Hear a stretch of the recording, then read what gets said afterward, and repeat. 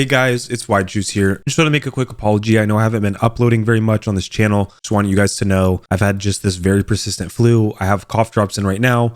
Luckily, the flu just comes and goes. So I've been able to really actually play basketball a lot, test the shoes out. But just dealing with this thing, every time I load up the camera or I get really into school, I just seem to be getting sick again. It's just this reoccurring flu. So that's why there's been a lack of uploads. I'm also going to have a cough drop in through this whole review. Just want to make a quick apology and address that. Let's just get right into the review.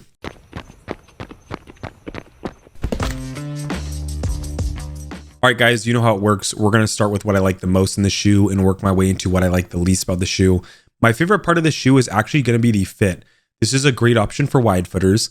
The shoe may not look super wide, but the materials, it's kind of this tactile upper that make up the shoe are really flexible, really plush, and really forgiving. As you guys know, I have really wide feet in the toe box, and these did not feel snug at all. Also, the shoe runs short, which I say is a really good thing for us wide footers because you can definitely go up half a size in these without the shoe being too long or too large. This has been a huge problem with these shoes from Nike running long recently, and I'm happy to confirm that this is not the case for the Sabrina 2s. Overall, guys, I think that this shoe is really good if you want a one-to-one fit, especially if you have high volume feet as well. These shoes are just very forgiving and are gonna be a really safe option for really anyone of any foot shape. So again, high volume feet, wide footers, this is a great option. Definitely would say great fit, 9 out of 10. All right, so moving on to my next most favorite part of the shoe, it's definitely going to be the traction. Now, the traction, I never had to worry about it. I never slid out. I never felt like I was sliding really at all. But what I will say is this traction pattern, this herringbone pattern is unique in the way that it performs well on any court. Indoor, outdoor, dusty court, clean court, lacquered court, it doesn't matter.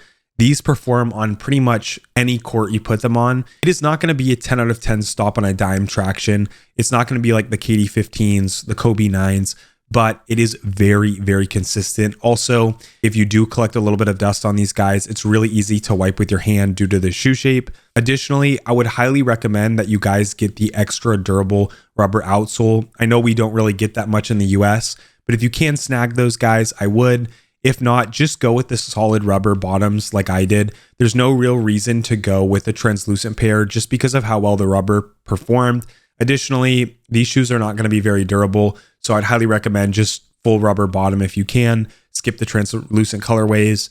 And yeah, overall traction, so reliable, 9 out of 10. Let's get into the next part of the shoe. All right, so now we're going to be moving on to kind of the weaker elements of the shoe or what I like the least. I'm starting with the materials.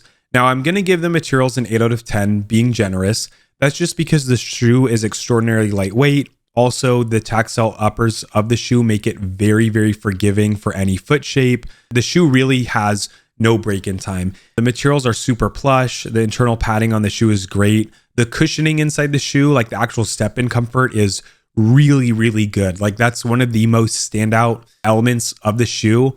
However, the really kind of con that throws this all away is that the uppers are so flexible and lack so much durability wise that I really think the traction on the bottom will outlive the uppers of the shoe.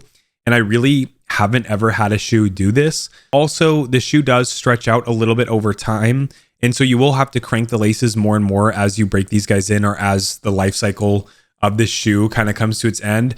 But that being said, the lacing system is really good. So overall materials, lightweight, not very breathable, really flexible, really comfortable, but there's just that really strong lack of durability. So if you want a shoe that you can train in or that you can wear for a really long time, I would really just pass on these just due to the uppers alone. All right, now we're going to move into the lockdown and stability, which is also really hard to give kind of like a numerical score on.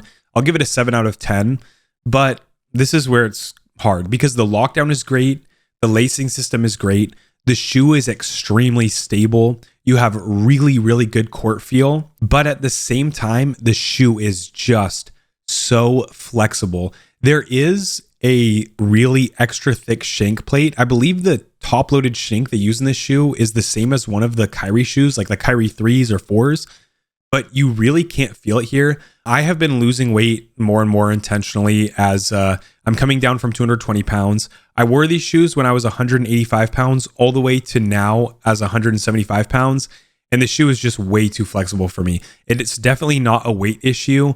And for me personally, it's so weird because you feel really well secured in the shoe.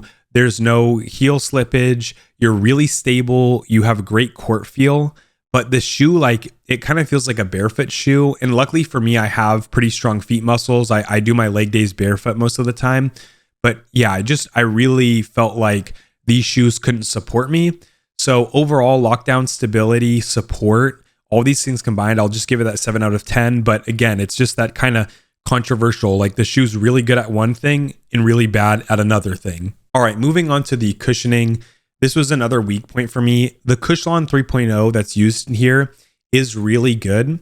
And there is this very thin zoom unit in the forefoot that is really fun to play in. Like, you can kind of feel it compress. Like, the PSI on this zoom unit is really low and it's very unique. It's like this nice kind of squishy feeling, but there is no impact protection on these shoes.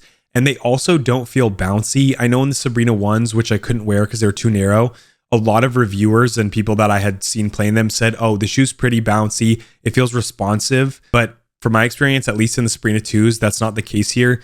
This shoe really is kind of dead, bad impact protection, good heel to toe transition, good lockdown again, like I said before. But yeah, this shoe just feels really lacking in the cushion department. If you're really lightweight or good on your feet and have great footwork, I think that you'll like the shoe because there's a lot of playability, speed, court feel. Like, you can play fast in these guys, but when I did Euro steps, I really felt my feet hurt, and I have never had a shoe that makes my whole foot like take the brunt of the force like these guys do. So cushioning, I'll be generous, 7 out of 10. And let's just get into the next part of the shoe. All right, so moving in my most favorite part of the shoe, I know I touched on this before, but it's going to be the durability. I'm going to give the durability a 6 out of 10 in these guys. I just want to reiterate that the shoe starts out flexible and it gets even more flexible as you wear it.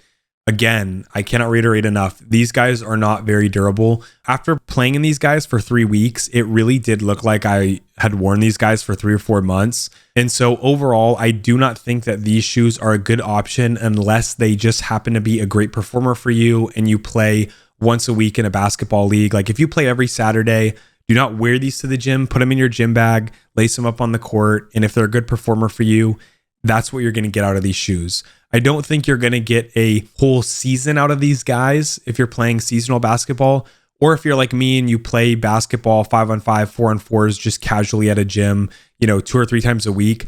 These guys are going to really, really show and wear down fast. So now let's just move into the overall of the shoe. All right, so my overall ranking of the Sabrina 2s, I'm going to give these guys an 82. It's a decent B-. I think that most people will give these more of a B+, but because, my weight can range a lot, I play with a lot of force, I like shoes that are a bit stiffer.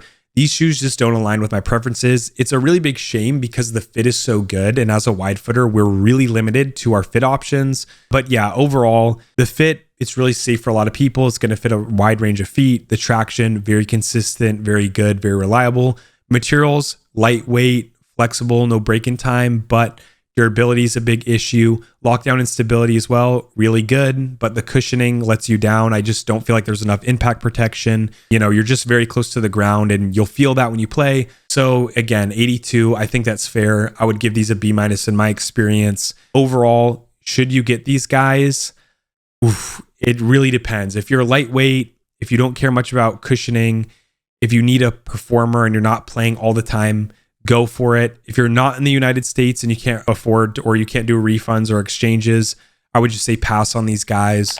A little bit overrated in my opinion. I've seen a lot of reviewers praise these guys, but personally, as someone who's reviewing the Jaw 2s, the All City 12 Encores, all these other brands just have this shoe beat. So that's where it stack ups. Thank you guys so much for trusting me in my reviews.